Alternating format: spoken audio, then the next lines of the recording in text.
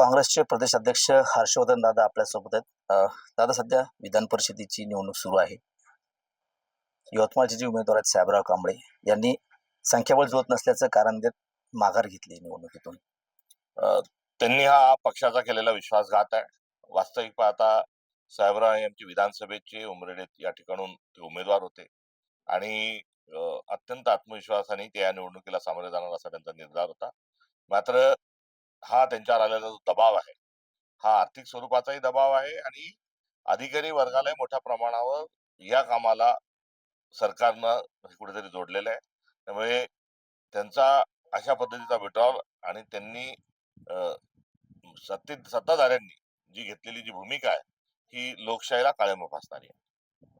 विधान परिषद 17 पैकी जवळपास 5 ते 6 जागावरती आपली माघार होते. काय नेमकं कशामुळे संख्याबळ नाही आपल्याकडे? संख्याबळ हा विषयच नाही. संख्या असो का नसो, निवडणुका हा लोकशाहीचा सण आहे आणि आपली वैचारिक भूमिका घेऊन पुढे जाणं हे राजकीय पक्षांचं कर्तव्य आणि कार्य असतं.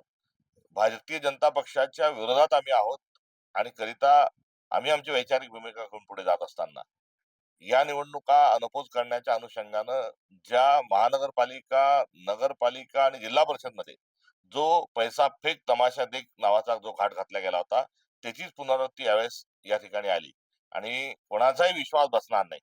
10 कोटी, 20 कोटी, 25 कोटी रुपये देऊन जर विड्रॉल करत असतील आणि याच्या भरीसभर जर सरकार गुंडागर्दी करत असेल, धमक्या देत असेल, तर त्यातून हे झालेले विड्रॉल आहे. फ्री अँड फेअर इलेक्शन ना लोकसभेची झाली ना विधानसभेची झाली आणि स्थानिक स्वराज्य संस्थांच्या निवडणुकीत तर या सर्वांचा कडेलोट झाला.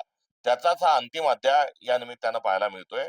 मात्र अंतिम अध्याय या नाट्यावर आता पडदा आम्ही टाकणार आहोत आणि 2029च्या सार्वत्रिक निवडणुकीमध्ये लोकशाहीच्या दृष्टिकोनातून पुन्हा वाटचाल करण्याची जिद्द या संपूर्ण चीड येणाऱ्या वातावरणाच्या निमित्तानं आम्ही हा संकल्प घेतलाय. मंत्री चंद्रशेखर बावनकुळे म्हणतात की काँग्रेसने संख्याबळ पाहता निवडणुकीतून माघार घ्यावी आणि बिनविरोध निवडणूक होऊ द्यावी असं म्हणण्यात येतं. निवडणुकाच होऊ नये, आम्हीच सत्तेवर राहावं, हा संघाचा जी मानसिकता आहे ती त्यांच्या वक्तव्यातून झळकते. वास्तविक पाहता निवडणुकीमध्ये निकोप स्वरूपामध्ये खेळीमेळीच्या वातावरणामध्ये कुठल्याही प्रकारचा पैशाचा, गुंडागर्दीचा वापर न करता वैचारिक पातळीवर निवडणुका लढल्या जाव्यात ही निवडणुकीला अभिप्रेत असणारी व्यवस्था आहे. मात्र आम्हाला नको इलेक्शन, नको केवळ सिलेक्शन ठेवा आणि सिलेक्शनही आम्हीच करू आणि आम्ही सर्वांनी मम म्हणायचं, ही मानसिकता त्यातून कुठेतरी निर्माण होते. निकोपतेचा अर्थ हा आहे की 84 साली लोकसभेमध्ये केवळ भारतीय जनता पक्षाचे 2 खासदार होते आणि ते 2 खासदार असताना अशा प्रकारची भूमिका काँग्रेसने मांडली नाही. त्यामुळे त्यांची ही जी भूमिका आहे ही त्यांची मानसिकता आहे आणि या मानसिकतेमध्ये आता ते पैसे देऊन की आम्ही तुम्हाला पैसे देतो, तुम्ही विड्रॉल घ्या असं सांगणं आणि आपण सगळ्या राजकीय पक्षांनी हिस्सेवाटे करून पैसे घ्या असं त्यांच्या सांगण्याचा जो अर्थ आहे हा विकृत स्वरूपाचा आहे.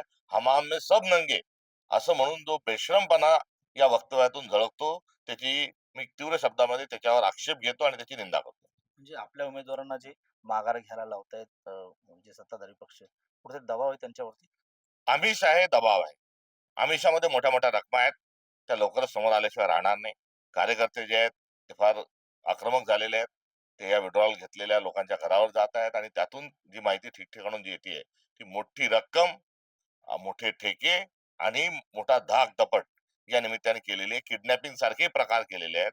आपण सोलापूरचा अर्थ जो बघितला असेल त्यामध्ये जो सक्सेरी असणाऱ्याच माणसाला धाकदपट करून आणि पैसे देऊन कुठेतरी माझी सही नाही असं सांगून विड्रॉल अर्ज करणं हा देखील लोकशाहीची थट्टा आहे. नक्कीच. तर हे होते काँग्रेसचे प्रदेशाध्यक्ष हर्षवर्धन दादा सपकाळ. कॅमेरामन निलेश देशमुखसह गणेश सोळंकी, TV9 मराठी, बुलढाणा.